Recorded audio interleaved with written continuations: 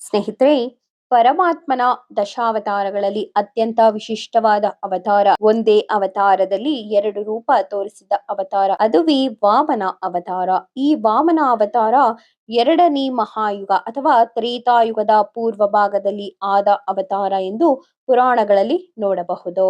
ಪರಮಾತ್ಮನ ಅನಂತ ಅವತಾರಗಳಲ್ಲಿ ದಶಾವತಾರಗಳು ಪ್ರಮುಖ. ಅದರಲ್ಲೂ ಮತ್ಸ್ಯ, ಕೂರ್ಮ, ವರಾಹ, ನರಸಿಂಹ ನಂತರದ ಮಾನವ ರೂಪದ ಪೂರ್ಣಾವತಾರ ವಾಮನಾವತಾರ. ಪರಮಾತ್ಮ ಬಾಲವಟುವಾಗಿ ಬಂದು ಮೂರಡಿ ಪಾದದಷ್ಟು ಭೂಮಿ ಬೇಡಿ ಕಡೆಗೆ ಮೂರು ಲೋಕವನ್ನೇ ಅಳೆದು ಕಡೆಗೆ ತನ್ನ ದಿವ್ಯವಾದ ಲೀಲೆಯನ್ನೇ ತೋರಿದ ಅವತಾರ ವಾಮನಾವತಾರ. ಭಗವಾನ್ ಶ್ರೀ ಮಹಾವಿಷ್ಣು ಭಾದ್ರಪದ ಮಾಸದ ಶುದ್ಧ ದ್ವಾದಶಿಯಂದು ವಾಮನವಾಗಿ ಅವತರಿಸಿದ್ದು ಶ್ರವಣ ನಕ್ಷತ್ರದಲ್ಲಿ ಅದಿತಿ ಮತ್ತು ಕಾಶ್ಯಪರ ಮಗನಾಗಿ. ದಶಾವತಾರಗಳಲ್ಲಿ ಐದನೆಯ ಅವತಾರ, ಮಾನವ ರೂಪದಲ್ಲಿ ಪ್ರಕಟಿದ ಮೊದಲನೇ ಅವತಾರ. ತ್ರೇತಾಯುಗದಲ್ಲಿ ಹಿರಣ್ಯಕಶಿಪುವಿನ ಮರಿಮಗನಾಗಿ, ಪ್ರಹ್ಲಾದನ ಮೊಮ್ಮಗ ಮತ್ತು ವಿರೋಚನ ಚಕ್ರವರ್ತಿಯ ಮಗನಾಗಿ ಬಲಿ ಚಕ್ರವರ್ತಿಯು ರಾಜ್ಯ ಪದವಿಯನ್ನು ಪಡೆಯುತ್ತಾನೆ. ಮಹಾನ್ ಕೃಷ್ಣ ಭಕ್ತನಾದರೂ ಬಲಿ ಚಕ್ರವರ್ತಿಗೆ ತಾನು ಮೂರು ಲೋಕಗಳ ಅರಸನೆಂಬ ಅಹಂಕಾರ ಬೆಳೆದಿತ್ತು. ಇತರ ಅಸುರರಂತೆ ಯುದ್ಧ ಮಾರ್ಗವನ್ನನುಸರಿಸದೆ ಬಲಿ ಚಕ್ರವರ್ತಿಯು ಅಶ್ವಮೇಧ ಯಾಗ ನಡೆಸುವ ಮೂಲಕ ಇಂದ್ರನನ್ನು ಪದಚ್ಯುತಿಗೊಳಿಸುವ ಹುನ್ನಾರ ಮಾಡುತ್ತಾನೆ.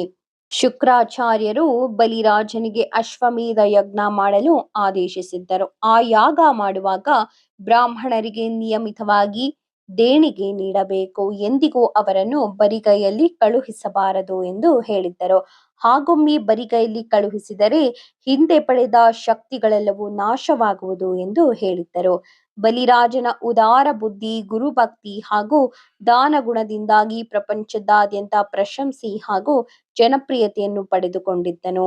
ಮಹಾನ್ ಶಕ್ತಿ ಹಾಗೂ ಆಶೀರ್ವಾದವನ್ನು ಪಡೆದ ಬಲಿಯನ್ನು ಸೋಲಿಸಲು ಸಾಧ್ಯವಿಲ್ಲ ಎನ್ನುವುದು ವಿಷ್ಣುದೇವನು ಸಹ ತಿಳಿದಿದ್ದನು.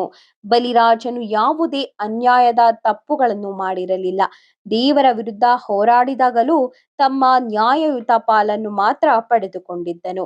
ಬಲಿಯು ಬ್ರಾಹ್ಮಣರು ಏನೇ ಕೇಳಿದರೂ ತಿರಸ್ಕರಿಸದೆ ದಾನ ಮಾಡುತ್ತಾನೆ ಎನ್ನುವುದು ವಿಷ್ಣು ದೇವರಿಗೆ ತಿಳಿದಿತ್ತು. ಇದು ಬಲಿರಾಜನ 99ನೇ ಯಜ್ಞ ಮತ್ತು 100 ಯಜ್ಞಗಳು ಪೂರೈಸಿದರೆ ಈಗಿನ ಇಂದ್ರನ ಸ್ಥಾನ ಬಳಿಗೆ ಕೊಡಬೇಕಾಗಿತ್ತು. ಇತ್ತ ನರ್ಮದಾ ನದಿ ತೀರದಲ್ಲಿ ಅದಿತಿ ಮತ್ತು ಕಶ್ಯಪರು ತಾವು ಪರಮಾತ್ಮನಲ್ಲಿ ತಪಸ್ಸನ್ನು ಆಚರಿಸಿ ಪರಮಾತ್ಮನನ್ನು ಹೋಲುವ, ಅಂದರೆ ಸಾಕ್ಷಾತ್ ಪರಮಾತ್ಮನನ್ನೇ ಪುತ್ರನನ್ನಾಗಿ ಪಡೆಯುವ ವರವನ್ನು ಕೇಳಿದರು. ಇವರಿಗೆ ಸಾಕ್ಷಾತ್ ಪರಮಾತ್ಮ ಮೂಲ ರೂಪದಿಂದ ಬಂದು ಇವರ ಮುಂದೆ 5 ವರ್ಷದ ಹುಡುಗನಾಗಿ ನಿಂತನು. ಸ್ವತಃ ತಾನೇ ನನಗೆ ಉಪನಯನ ಮಾಡಿರೆಂದು ಕೇಳಿದನು. ಅದಿತಿ ಕಶ್ಯಪರು ಸಂತೋಷದಿಂದ ಉಪನಯನ ಮಾಡಿದರು. ಆ ಸಮಯದಲ್ಲಿ ಬೃಹಸ್ಪತ್ಯಾಚಾರ್ಯರು ಉಪವೀತ ಅಂದ್ರೆ ಜನಿವಾರವನ್ನು ತಂದುಕೊಟ್ಟರು. ಹಾಗೆ ಬ್ರಹ್ಮದೇವರು ತಾಳಿಯ ಗರಿಯ ಛತ್ರಿಯನ್ನು ಕೊಟ್ಟರು. ಹಾಗೆ ರುದ್ರಾದಿಗಳು ಕಮಂಡಲವನ್ನು ಕೊಟ್ಟರು. ಇಂದ್ರಾದಿ ದೇವತೆಗಳು ಪಾದುಕೆಗಳನ್ನು ಕೊಟ್ಟರು.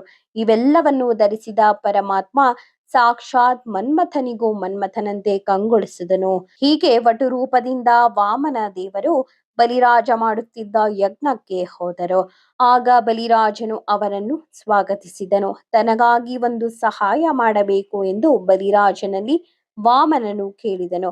ಬ್ರಾಹ್ಮಣರ ಮಾತನ್ನು ಮೀರದ ಬಲಿರಾಜ ಏನು ಬೇಕೆಂದು ಕೇಳಿದನು. ಆಗ ವಾಮನನು ತನಗೆ 3 ಅಡಿಯಷ್ಟು ಜಾಗವನ್ನು ದಾನ ಮಾಡಬೇಕು ಎಂದು ಕೇಳಿದನು.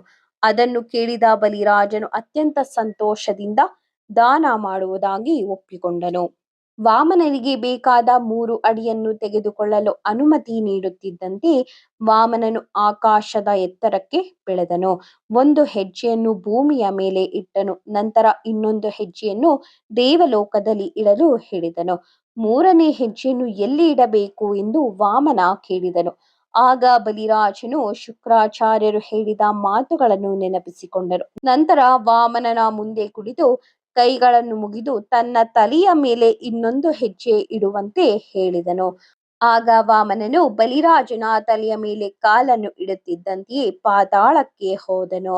ಹೀಗೆ ವಾಮನ ತ್ರಿವಿಕ್ರಮನಾದನು. ಬಲಿರಾಜನ ಶ್ರದ್ಧೆ ಹಾಗೂ ಭಕ್ತಿಯನ್ನು ಮೆಚ್ಚಿದ ವಿಷ್ಣುದೇವರು ಬಲಿರಾಜನು ಪಾತಾಳ ಲೋಕದ ಆಡಳಿತ ಮಾಡಲು ಆಶೀರ್ವದಿಸಿದರು. ನಂತರ ದೇವತೆಗಳಿಗೆ ಸ್ವರ್ಗದ ಆಡಳಿತ ಮಾಡಲು ಹೇಳಿದರು. ವಾಮನ ಅವತಾರವನ್ನು ಉಪೇಂದ್ರ ಹಾಗೂ ತ್ರಿವಿಕ್ರಮ ಎಂದು ಸಹ ಕರೆಯಲಾಗುತ್ತದೆ. ಭೂಮಿ, ಪಾತಾಳ ಹಾಗೂ ಸ್ವರ್ಗ ಲೋಕವನ್ನು ಆಳುವವನು ಎಂದು ಹೇಳಲಾಗುವುದು. ಹೀಗೆ ವಾಮನ ದೇವರ ಮಹಿಮೆ ಅತ್ಯಂತ ಶುಭಕರ ಮತ್ತು ಮಂಗಳಮಯವಾದದ್ದು. ವಾಮನ ದೇವರಿಗೆ ಪ್ರಿಯವಾದ ವಸ್ತು ಎಂದರೆ ಮೊಸರು. ಮೊಸರಿನಿಂದ ಮಾಡಿದ ರಸಗಳು ಮತ್ತು ಭಕ್ಷ್ಯಗಳು ಪ್ರಿಯವಾದದ್ದು. ಹೇಗೆ ಕೃಷ್ಣನಿಗೆ ನವನೀತ, ವರಾಹ ದೇವರಿಗೆ ಮೃತ್ತಿಕಾ ಸ್ನಾನ ಮತ್ತು ನಾರಾಯಣನಿಗೆ ವಸ್ತ್ರಾಲಂಕಾರ ಹೇಗೆ ಪ್ರಿಯವೋ ಹಾಗೆ ವಾಮನನಿಗೆ ಮೊಸರು ತುಂಬಾ ಇಷ್ಟ. ಮೊಸರನ್ನು ಕಡಿಯುವಾಗ ವಾಮನನ ಸ್ಮರಣೆ ಅವಶ್ಯವಾಗಿ ಮಾಡಬೇಕು.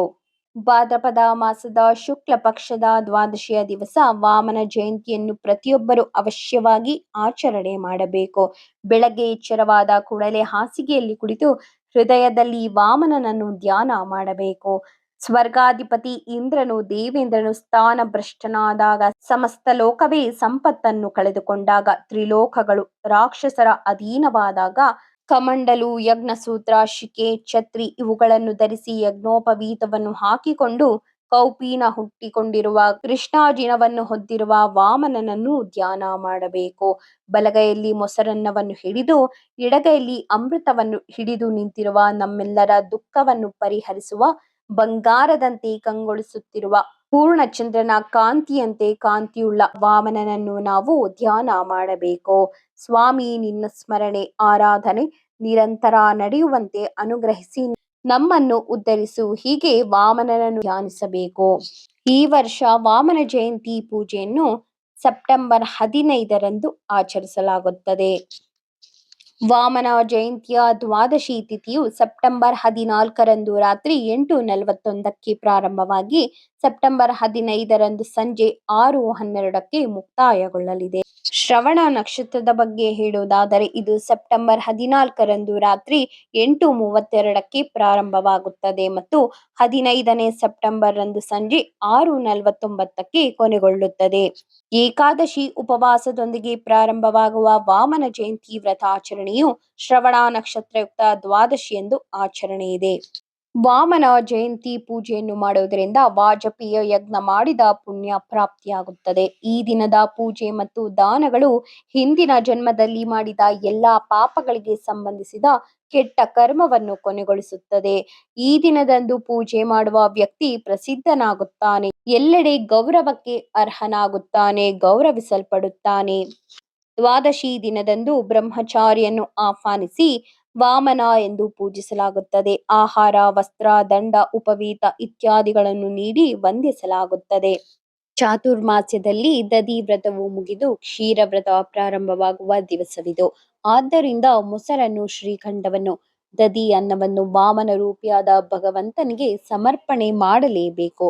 ಕ್ಷೀರವನ್ನು ಅಂದರೆ ಹಾಲಿನಿಂದ ಮಾಡಿದ ಪಾಯಸಾದಿಗಳನ್ನು ಸಮರ್ಪಣೆ ಮಾಡಬಾರದು. ಕ್ಷೀರ ವ್ರತದಲ್ಲಿ ಹಾಲಿನ ಪದಾರ್ಥಗಳು ನಿಷಿದ್ಧ. ಭಗವಂತನಿಗೆ ಕ್ಷೀರದಿಂದ ಮಾಡಿದ ಯಾವ ಪದಾರ್ಥವೂ ನೈವೇದ್ಯಕ್ಕೆ ಬರೋಲ್ಲ. ಹೀಗೆ ವಾಮನ ದೇವರ ಚಿಂತನೆ ಮಾಡುತ್ತಾ ವಾಮನ ದೇವರು ದಿವ್ಯ ಜ್ಞಾನ, ಭಕ್ತಿ, ಆಯುರಾರೋಗ್ಯ ಕೊಡಲಿ. ವಾಮನ ರೂಪಿಯಾದ ಭಗವಂತನಿಗೆ ವಂದಿಸುತ್ತಾ ಶ್ರೀ ಕೃಷ್ಣಾರ್ಪಣಮಸ್ತು. ಧನ್ಯವಾದಗಳು.